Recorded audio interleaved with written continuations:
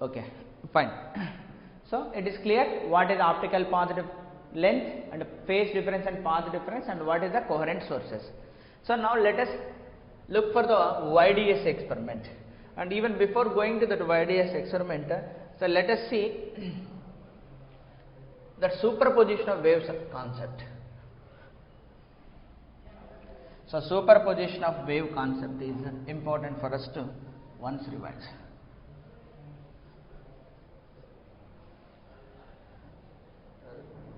Superposition of waves idea.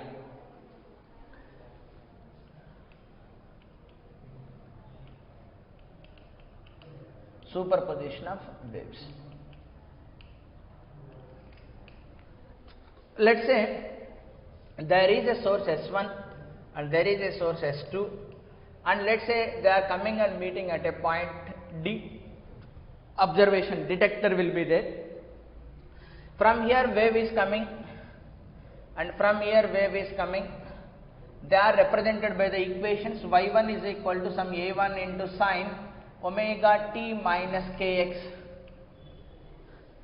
Then this is represented by y2 is equal to a2 into sine of omega t minus kx plus delta. So they are coherent sources and there may be a initial phase difference between them is there, and this is traveling some x distance, this is traveling some x plus some other distance is traveling. So I can calculate the phase difference between them will be as 2 pi by lambda into, that is path difference delta x or delta p, path difference, so that is delta p plus that initial phase difference will be there. Now if y1 alone is going, then he can detect an amplitude of a1. a1 is known as the amplitude of the wave. Then here when second source is only producing the waves, then he can detect the amplitude of the wave at point D will be a2. Now what happens if both the waves go simultaneously meet at point B? The superposition principle says the resultant displacement, the resultant result is given by simply the addition of 1 and 2. Simply the addition of 1 and 2. Okay, this can be done by phasor diagrams. That's we have done in alternating current, phasor diagrams. So phasor method. Okay, a1 sine omega t minus kx, one phasor of amplitude a1, and this is another phasor of amplitude a2. That phase will be here omega t minus kx, but here it is omega t minus kx plus lambda. Then phase difference will be is equal to delta will be there. So that means, so this is the first phasor of amplitude a1 and this is the second phasor of amplitude a2, and there is a phase difference between them called as a delta phi, phase difference between them, and this will be the resultant. This will be the resultant. So according to triangle law or otherwise parallelogram law of vector addition, triangle law or otherwise parallelogram law of triangle law or parallelogram law of vector addition, this can be written as ar square will be is equal to a1 square plus a2 square plus 2a1 a2 cos of delta phi output, that is the phase difference. That will be calculated from here. That will be calculated from here. అంతేగాని delta పై 30 degrees 60 degrees 90 degrees అన్నది ఇక్కడ నుంచి వస్తుంది. So AR but intensity is directly proportional to amplitude square.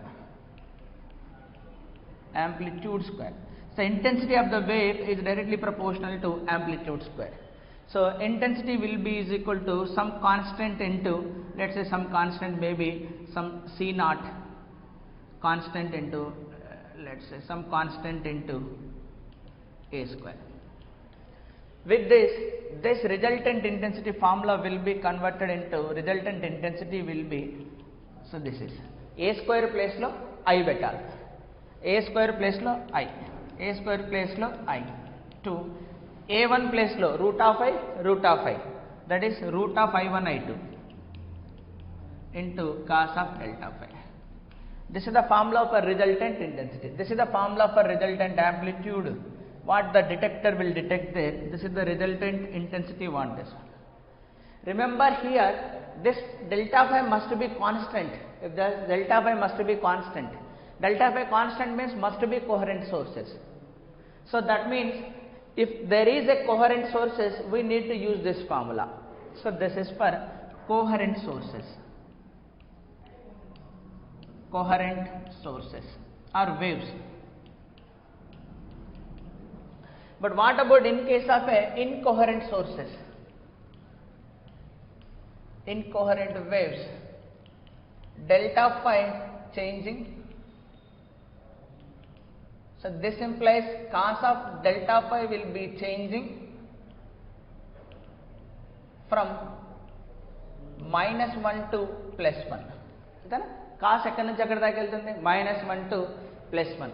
So average value, so that cos delta phi average will become 0.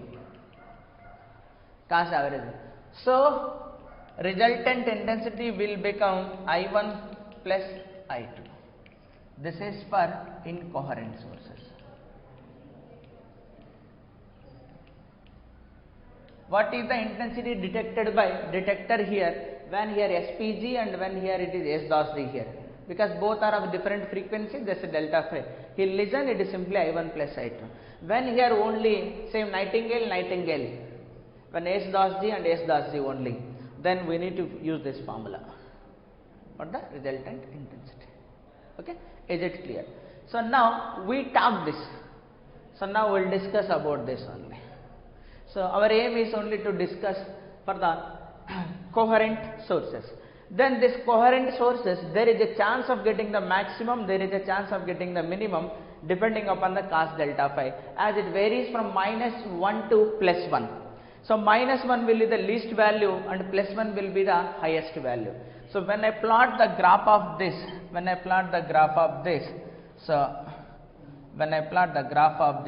so delta phi versus resultant intensity here.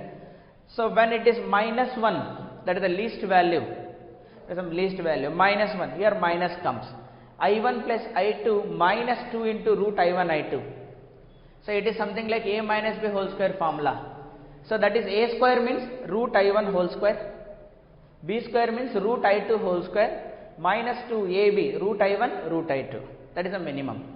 When it is the maximum, cos delta phi plus 1, that is I1 plus I2 plus 2 into root I1 I2. A is root I1 and B is root I2. So there is a maxima to minimum it is varying. There is a maxima to minimum. Then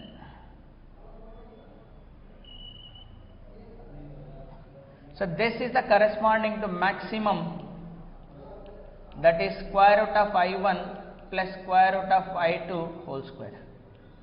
There is a corresponding to minimum line, this I am writing here, that is I minimum line will be square root of I1 minus square root of I2 whole square.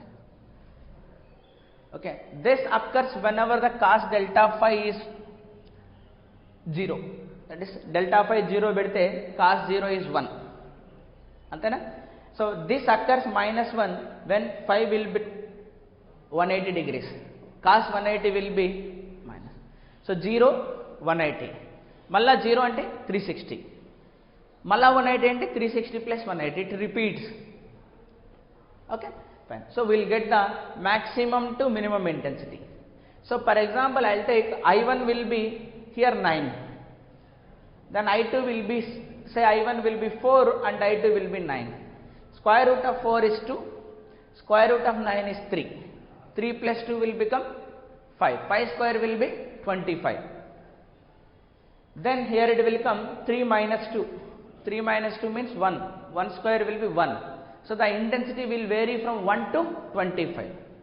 So I1 will be 4 annappudu, I2 will be 9 annappudu, ikkada enta vastundi 4 plus 9 13 okay intensity possible. ఇక్కడ ఏమొస్తుంది, intensity will be anywhere from 1 to 25 depending upon this angle, phase angle. So how the phase angle depends upon the path.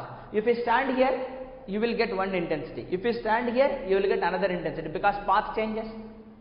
So phase changes. If you go somewhere here, another. So if you go somewhere here, another. Okay. So this is the way how the superposition of waves will be important to to analyze the intensity of the waves as perceived by the detector. Okay, fine. Be careful. This analysis is so important for the interference of the waves. So we always concentrate on coherent sources. If incoherent sources is given, then delta phi changing with time. If it is changing, cos also changes. But we know cos can change from -1 to +1. So in 1 second, it may become from -1 to +1. Then what is the I can hear means? So -1 to +1. Then nothing here. That means it becomes 0. Average is 0. Okay. So it's like in 1 millisecond it became from -1 to +1. Then we cannot detect it. So that means it becomes this factor will not come. So this only will come. So that is the greatness of this superposition principle. This factor only comes from the coherent waves. Otherwise it is simply addition of waves. For coherent, simply addition of waves. Intensity will be just added. But when it comes from the coherent sources, the word superposition we use for this like this. Then another factor 2 root I1 I2 cos delta phi will come.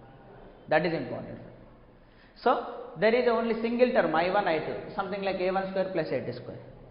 Now when it comes to the coherent sources, the cross term is also there. That cross term is the mingling, that is interference. One wave interferes with another wave. Okay, that we will get like sustainable interference. Note down.